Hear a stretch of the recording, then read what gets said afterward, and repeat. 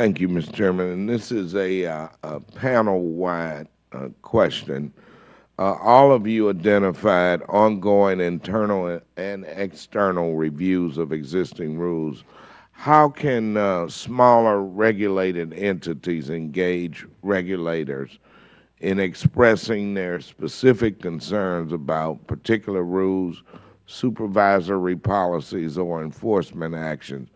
What are the access points for smaller regulated entities seeking to inform your agency's policies, such as do your agencies have liaisons and ombudsmen that specifically address the concerns of smaller entities?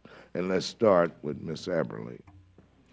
We do have an ombudsman, but to the GRIPRA process, we have established a web page on the FFIEC, the Federal Financial Institution Examination Council website, that hosts all of the information about the GRIPRA process.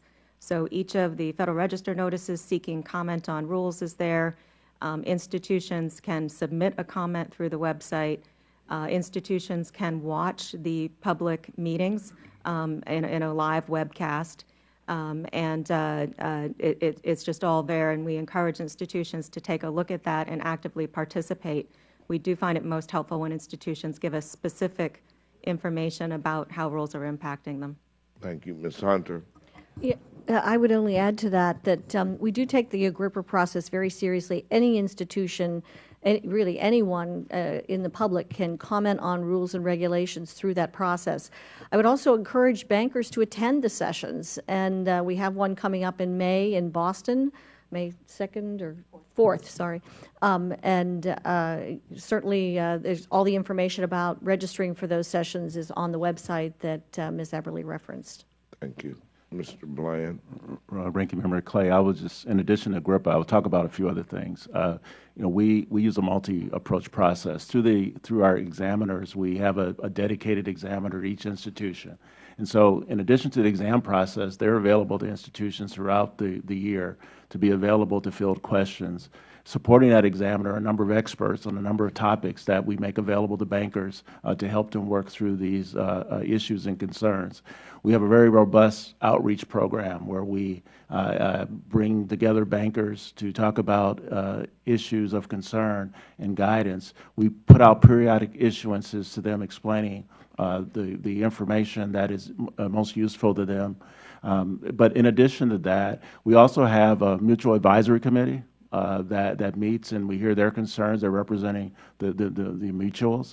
We also have a minority deposit advisory committee where we get to hear their issues and concerns as well.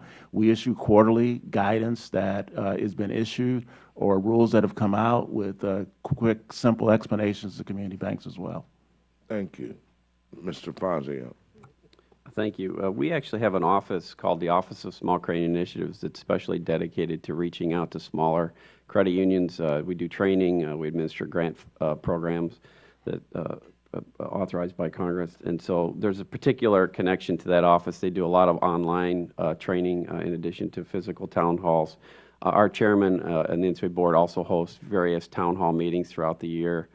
We do an online call webinar, interactive webinar with credit unions quarterly as a method of outreach. And we also attend various other events that are hosted by the credit union trades and leagues that often have special aspects of those events dedicated to small institutions. And so we're actively reaching out to small institutions to hear what they have to say and the challenges that they face.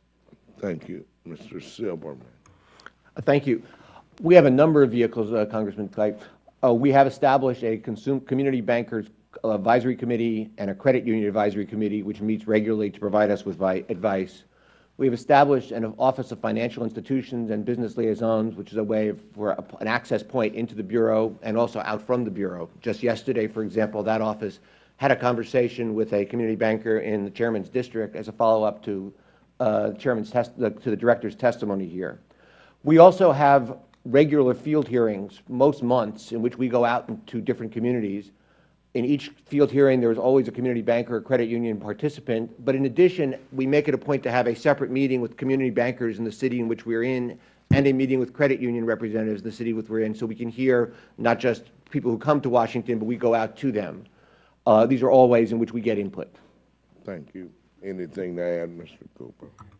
In addition, as mentioned, the state regulators and CSBS conduct with the Federal Reserve a annual community bank symposium. This includes town hall meetings with all of our banks. We put out a survey asking for issues, what are the current issues, what are the questions, what do we need to do, and these are compiled. Last year, we had over 1,000 banks participate in the survey, and the survey is ongoing as we speak right now.